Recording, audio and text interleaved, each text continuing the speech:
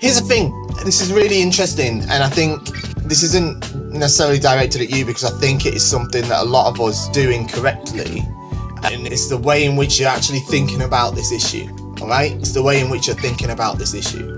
That it's not harder to be awarded an ippon fudo. You're looking at this in the wrong way, you're sort of thinking about this back to front. It's not harder to be awarded an ippon fudo. It's harder to do a door strike that meets the criteria of a valid strike. That's the crux of it here.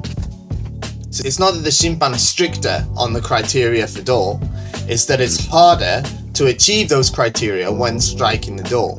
Alright? There's a lot more things that often sort of arise when you're trying to make a door strike that fits those criteria. Alright? You've got to be accurate.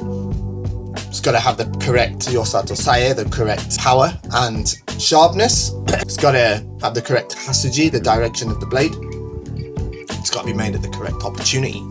These are all difficult things when hitting door, a bit harder than when you hit men or kote, to be fair.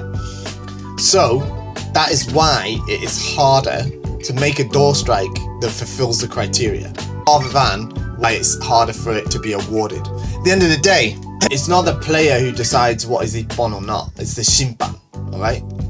So it's not whether it's harder for you to be awarded or not, it's whether your techniques are meeting the criteria or not, if that makes sense. Alright, so I want you to change a little bit the way you're thinking about it, but that's essentially the answer.